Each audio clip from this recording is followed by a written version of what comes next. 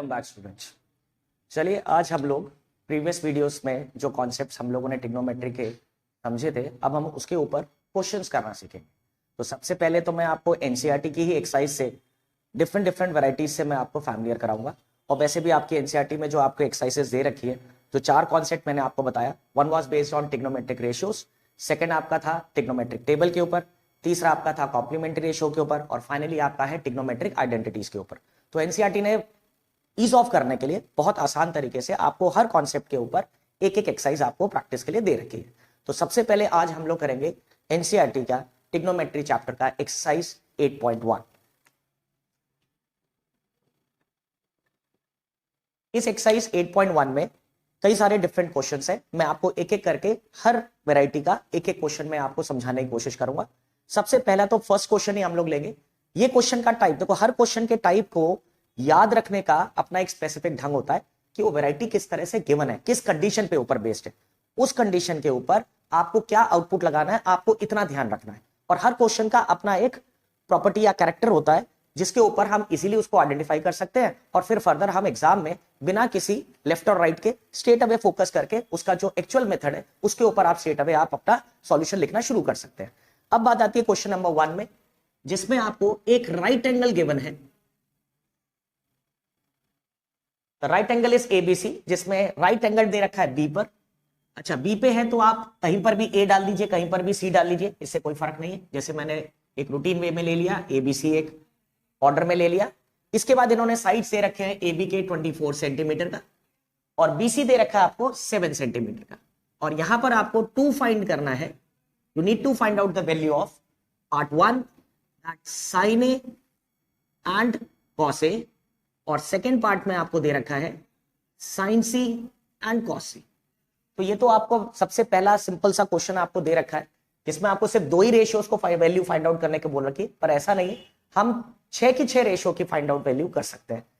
सबसे पहली बात तो इस क्वेश्चन को अगर आप समझने की कोशिश करें तो इस क्वेश्चन को याद कैसे रखेंगे आप लोग कि भाई राइट एंगल ट्रायंगल के साइड्स अगर गिवन है तो रेशियोज की वैल्यूज कैसे निकालनी है, बस ये हो गई वैरायटी का कैरेक्टर। अब इसे कैसे सॉल्व करना है, सो लेट्स टॉक अबाउट। सबसे पहला स्टेप तो आप इसमें जो करेंगे वो है कि आप ट्रायंगल के ये पहले देख लीजिए तीनों साइड्स आपके पास है या नहीं। अब जैसे इस राइट एंगल में आपको सिर्फ 2 साइड्स गिवन है, एक इसमें हाइपोटेन्यूज नहीं है, तो हमारा सबसे पहला रोल आ जाता है कि पहले ट्रायंगल के तीनों साइड्स आप पहले वैल्यू जनरेट कर लीजिए। तो हम एसी को फाइंड आउट करेंगे, और आपको पता है सदाबहार प्रॉपर्टी है, राइट एंगल ट्रायंगल गिवन है तो पाइथागोरस हमारे पास है ही, जिससे हम साइड्स को निकाल सकते हैं। तो बात करते हैं in right triangle A B C, तो ए सी स्क्वायर क्या हो जाएगा आपका, A B square plus B C square, that is by using Pythagoras theorem. ठीक है, after this let's put up the values now. A C square is equals to A B हो गया आपका 24 का स्क्वायर, और बी सी हो गया आपका 7 का स्क्वायर। तो हिसाब से ए सी स्क्वायर नाउ बिकम्स 24 का स्क्वायर दैट्स 576 प्लस 7 का स्क्वायर हो गया आपका 49। तो अल्टीमेटली ए सी स्क्वायर ऐड करने के बाद आपकी वैल्यू आ रही है दैट 625। तो इससे ए सी निकालेंगे तो क्या आ जाएगा, परफेक्ट स्क्वायर किसका है 625, 25 का। So that is how you get the value of the third side, that's AC। अच्छा, वैसे जब भी स्क्वायर रूट निकालते हैं हमारे दोनों वैल्यूज कंसिडरेशन में आ जाते हैं, प्लस माइनस दोनों, लेकिन दोनों में से कौन सा कंसिडर करना है ये तो आपको पता है कि हमें वैल्यू किसके कॉन्टेक्स्ट में निकालनी है। तो जैसे आप मेजरमेंट है तो मेजरमेंट नेगेटिव नहीं हो सकते, तो ऑब्वियसली आप पॉजिटिव छोड़े, नहीं तो ऐसे मैथ्स में कई ऐसे टॉपिक्स हैं जहां पर आप प्लस माइनस दोनों को कंसिडर करते हैं। ठीक है, now as soon as you found the value of all the 3 sides, अब आप रेशियोज निकालना आप शुरू कर देंगे। लेकिन इसमें यह भी मैंने कहा था कि पहला पार्ट देखिए किसके ऊपर दे रखा है, एंगल ए के ऊपर।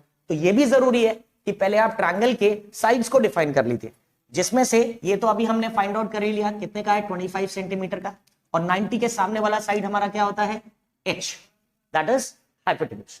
अब बात आती है, क्योंकि हमें पहला पार्ट दे रखा है ए एंगल के हिसाब से, तो जब मैं ए एंगल के हिसाब से बात करूंगा तो अब परपेंडिकुलर बेस का आइडेंटिफिकेशन कैसे होगा, जिस एंगल के ऊपर हम लेके चलते हैं रेशियोज को, उसके सामने वाला साइड आपका हो गया अब ये परपेंडिकुलर, और ये वाला साइड हो गया आपका बेस। अब जैसे ही आपने ये डिफाइन कर लिया कि कौन सा साइड क्या रोल प्ले करेगा, अब आप रेशियोज की वैल्यूज निकाल सकते हैं। तो बात करते हैं आप किसकी, रेशियोज की वैल्यू ने। तो साइन ए क्या होता है, perpendicular upon hypotenuse, that is a common formula. पर राइट एंगल ट्रायंगल के हिसाब से अब परपेंडिकुलर कौन है यहाँ पर, दैट्स बीसी, और हाइपो क्या है आपके पास, एसी। तो ये आ गया। अब आप वैल्यूज पुट कर सकते हैं। बीसी की वैल्यू कितनी है आपके पास, 7 सेंटीमीटर, और एसी कितना है, 25। अब ये ऑलरेडी सिंपलेस्ट फॉर्म में है, तो आपका आंसर यहीं पर ही कंक्लूड हो गया, राइट। अब आ जाइए इसी तरह से कॉस ए, जिसका जनरल फॉर्मूला है आपका b by h, that is base upon hypotenuse. अब इसके हिसाब से आप देखिए बेस क्या है हमारा that side is AB, so that's AB upon AC। अब आप वैल्यूज पुट कर सकते हैं, दैट इज 24 अपॉन 25। तो ये इस तरह से आपने एंगल ए के हिसाब से साइन की और कॉस की वैल्यू निकाल दी। अब इसके बाद जितने भी 4 रेशियोज, अब क्वेश्चन में तो यही तो बोला था, मैं बोलता हूं बाकी के जो 4 रिमेनिंग है उनकी वैल्यूज भी अगर बाय चांस जनरेट करने को आ गई, तो आपको पता है कि साइन कॉस निकलने के बाद तो टैन, कॉसेक, सीकेंट और कॉट, इन सब की वैल्यूज तो साइन कॉस पे भी डिपेंड कर दी है। और अगर वो भी नहीं है तो इनके डायरेक्ट फॉर्मुलेज है ही, तो आप PBH आपके पास है, आप डायरेक्टली पुट करिए और आंसर निकालिए, ठीक है। ये तो हो गया आपका पार्ट 1 का। अब बात आ जाती है सेकंड पार्ट, अब हम लोग लेके चलेंगे जहां पर आपको आप एंगल सी के हिसाब से आपको वैल्यूज निकालनी।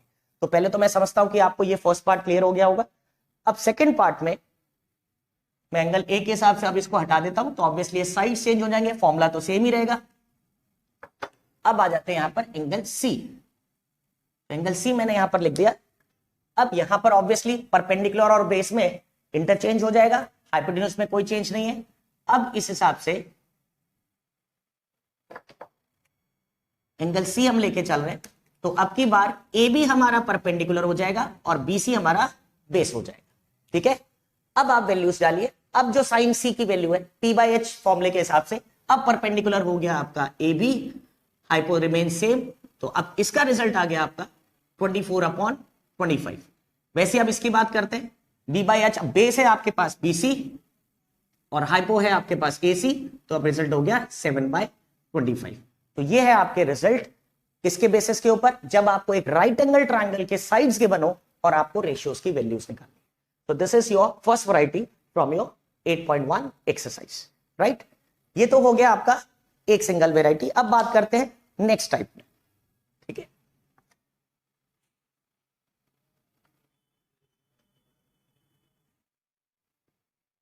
अच्छा, अब नेक्स्ट टाइप आपके पास जो अब आ रहा है, इसमें अब खास क्या है, इसमें एक ट्रिग्नोमेट्रिक रेशियो आपको दे रखा होगा, आपको बाकी के रेशियोज निकालने।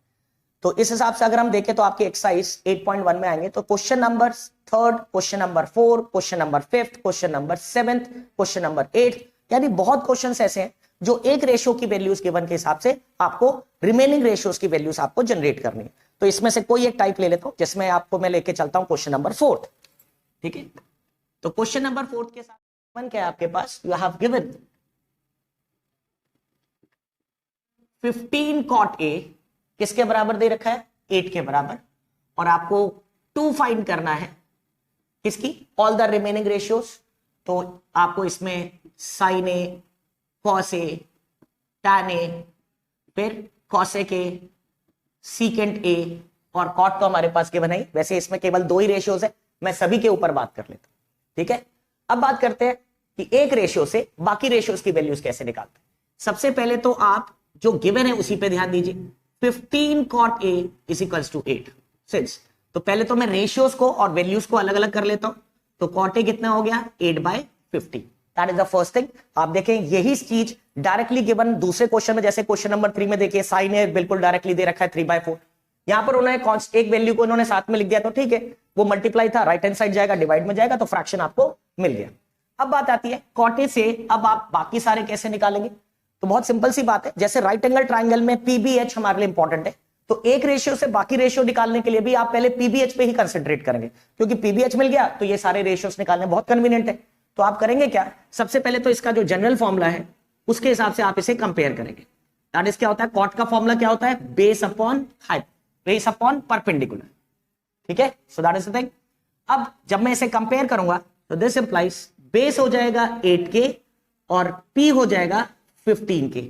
अब यहां पर एक खास बात देख, मैंने इनके साथ में क्या लिखा है, एक अलग से कांस्टेंट, प्रोपोर्शनैलिटी कांस्टेंट यहां पर लगाया के। अब ये कहां से आया, एक्चुअली आपको पता है कि ये ट्रिग्नोमेट्रिक रेशियोज साइड्स के रेशियोज को रिप्रेजेंट करते हैं, और रेशियोज क्या होता है, किसी भी 2 नंबर को सिंपलेस्ट फॉर्म में एक्सप्रेस करता है जिसका कॉमन फैक्टर 1 होता है। ये हमारा लास्ट एक्सप्रेशन होती है, लेकिन कभी कभार ऐसे भी होता है ओरिजिनल में देखा जाए तो उसका कोई कॉमन फैक्टर 1 के अलावा भी पहले हो सकता है। उनको रिप्रेजेंट करने के लिए हम ये के डालते, इसलिए इससे वैसे फर्क कुछ नहीं पड़ना, पर प्रेजेंटेशन के पॉइंट ऑफ व्यू से ये जरूरी हो जाता है। वो जब आप वैल्यू जनरेट करेंगे आप खुद देखेंगे, अब ये के जो लिखा हुआ है बाद में फिर से कैंसिल आउट हो जाएगा, लेकिन मैंने क्या बोला, प्रेजेंटेशन के हिसाब से, टेक्निकलिटी के हिसाब से ये जरूरी है कि आप उसको लिखें, क्योंकि वो कॉन्सेप्ट को जस्टिफाई कर रहा है। अब इसमें क्या चीज नहीं है, पर बेस है, परपेंडिकुलर है, हमारे पास क्या नहीं है, हाइपोटेन्यूज नहीं है। तो कहने का मतलब ये कि कोई भी रेशियो अगर आपको गिवन है, सबसे पहले उसके जो बेसिक जनरल फॉर्मूला है उससे कंपेयर करके ये देख लो कि पीबीएच में से कौन से दो दे रखे हैं। जो तीसरा है वो तो आपको पता ही है, again by using Pythagoras theorem, easily हम उसकी वैल्यू निकाल सकते हैं। तो by PT H square is equals to P square plus B square. चलिए वैल्यू पुट करना शुरू करते हैं। तो एच स्क्वायर हो गया, पी है आपका 15k का होल स्क्वायर, बेस है आपका 8k का होल स्क्वायर। चलिए हम स्क्वायरिंग करते हैं अब इसको। तो एच स्क्वायर 15 का क्या होता है स्क्वायर, 225, k का स्क्वायर k स्क्वायर रहेगा प्लस 64k स्क्वायर। चलिए दोनों को ऐड कर देते हैं, k स्क्वायर अपनी जगह है, दैट्स 982, तो h हो गया आपका 17k, that's the value of hypo. अब आप आ जाइए वापस अपने कॉन्सेप्ट में, बेस है, परपेंडिकुलर है और अब आपके पास हाइपो है। चलिए अब तो खाली वैल्यूज फॉर्मूला डालना है और आंसर निकालना है। सबसे पहले निकाल लेते हैं किसको, साइन, और एंगल क्या दे रखा है, ए। देखो यहां पर एंगल का नाम कोई भी हो कोई फर्क नहीं पड़ता, राइट, चाहे वो थीटा लिखा हो, एबीसी लिखा हो, क्योंकि ट्रायंगल तो डिफाइंड नहीं है। तो आप यहां पर जो नेम गिवन है स्ट्रेट अवे वो लिख लीजिए, क्योंकि हमारा कंसर्न एंगल का जो था पीबीएच आइडेंटिफाई करने का, वो तो हमने डायरेक्टली यहां पर निकाल ही लिया है, तो इसलिए यहां से कोई दिक्कत नहीं होगी। तो साइन ए की वैल्यू है परपेंडिकुलर अपॉन हाइपो। परपेंडिकुलर क्या था हमारे पास, दैट्स 15k और हाइपो है 17k, k कैंसिल हो गया, so that will be 15 upon 17। यही मैंने आपसे कहा था ना कि k जो हमने यहाँ पर ऐसे प्रोपोर्शनलिटी कांस्टेंट यहाँ पर निकाल के रखा था, वो वहां पर जाके अपने आप कैंसिल आउट हो गया, तो आपका सेम आंसर विदाउट के आ जाएगा। अब लिखते हैं किसका, कॉस ए। कॉस ए क्या होता है आपका, बेस अपॉन हाइपोटेन्यूज। तो बेस का क्या होता है वैल्यू यहाँ पर 8k, hypo same 17k, k cancel हो गया, ये हो गया 8/17। अब जैसे ही साइन और कॉस मिल गए, बाकी तो मैंने कहा था बहुत ईज ऑफ है। कैसे, tan ए क्या होता है, साइन ए अपॉन कॉस ए। मैं साइन कॉस के हिसाब से निकालना ज्यादा कन्वीनियंट समझता हूं, नहीं तो आप इसे p/b लिख के, या कॉट दे ही रखा है, कॉट का रेसिप्रोकल करके, यानी बहुत सारे डिफरेंट वेज है। तो मैं इसको मैं डिवाइड करके लिख रहा हूं, तो इसके हिसाब से डिवाइड करूंगा, तो 15/17 अपॉन 8/17, 17 कॉमन डिनोमिनेटर कट गया आपका, 15/8 आपका रिजल्ट हो गया। अब बात आती है कि साइन कॉस टैन मिल गया, तो आपको पता है आप कॉसेक और सीकेंट निकालना है। ये दोनों तो आपको पता है साइन और कॉस के क्या होते हैं, रेसिप्रोकल्स होते हैं, तो इजीली आप लिख सकते हैं। तो कॉसेक ए क्या हो जाएगा आपका 1 अपॉन साइन ए, और साइन ए की वैल्यू कितनी थी आपके पास 15/17, रेसिप्रोकल करूंगा तो 17/15 हो गया। Same way for the secant A, that is 1 upon cos A. तो इस हिसाब से कॉस की वैल्यू थी 8/17, after doing it reciprocal 17/8, that is how the finally you get got all the 5 other ratios by a single ratio given, right? तो ये है आपका दूसरा pattern, depending on the same previous one all. बस दोनों में फर्क क्या था, वहां ट्रायंगल गिवन था, साइड्स के ऊपर आपने निकाला, यहां पर रेशियो की वैल्यू एक ही गिवन थी, बाकी 5 निकाले। तो आप रिक्वायरमेंट के हिसाब से, ये तो मैंने पांचों निकाल के बता दिए एक साथ, लेकिन अगर इनमें से कोई इंडिविजुअल निकालना है तो वो पीबीएच का जो रिलेशन है उसके हिसाब से आप डायरेक्टली निकालिए और वैल्यू को फिर आप क्वेश्चन में आप यूज कर सकते हैं। तो ये तो हो गई आपकी दूसरी वैरायटी। तो most of the questions in your first exercise is depending on these 2 types only, ठीक है। अच्छा एक बात मैं और भी कहूंगा कि जब आप ट्रिग्नोमेट्री करते हैं तो अभी आपने 4 पैटर्न के हिसाब से आपने क्वेश्चंस अपने देख लिए, तो जब एग्जाम में जब आता है तो ऐसा नहीं कि आपको स्पेसिफिक यही वे लेना है। अभी इन क्वेश्चंस को अगर मैं आपको रिलेट करूं तो यही जो एक रेशियो से बाकी रेशियो की वैल्यू निकालने का जो कॉन्सेप्ट है, मैं ट्रिग्नोमेट्रिक आइडेंटिटी से भी करा सकता हूं, और वो होता भी। तो कहने का मतलब ये है कि हम स्टेप बाय स्टेप जाएंगे, तो there are so many different ways, आपको बस सही कॉम्बिनेशन को समझना है, और डिफरेंट मेथड्स है, आपको जिससे कन्वीनियंट लगता है आप उसे अटेम्प्ट कर सकते हैं, ठीक है। तो आज के लिए तो ये मैंने 2 वेराइटीज आपको इस वीडियोस में बताई। फर्दर क्वेश्चंस आपको मैं नेक्स्ट वीडियोस में अपलोड कर दूंगा। और फिर मैं आपसे कह रहा हूं कि आप कोई भी इसमें कोई इंप्रूवमेंट या किसी तरह के और क्वेश्चंस, इंडिविजुअल अगर किसी को क्वेश्चन में कोई दिक्कत और उसका एक्सप्लेनेशन ईज ऑफ तरीके से अगर आप चाहते हैं तो आप मुझे कमेंट या मैसेज कर सकते हैं। इसके अलावा आप मेरे YouTube चैनल को आप सब्सक्राइब कर दीजिए, ताकि आप लोगों को सही टाइमली नोटिफिकेशन वीडियोस मिलते रहे। और मैंने जैसे कहा था, मैं 9th क्लास से लेकर 12th क्लास तक के टॉपिक्स को मैं डिस्कस करूंगा, तो मैं रैंडमली जैसे जैसे बच्चे मेरे को मैसेज करेंगे कि सर इस टॉपिक को आप पहले प्रेफरेंस दे दीजिए, वैसे ही मैं उनकी वीडियोस अपलोड करता रहूंगा। तो hope so meet you soon in the next video. Bye then.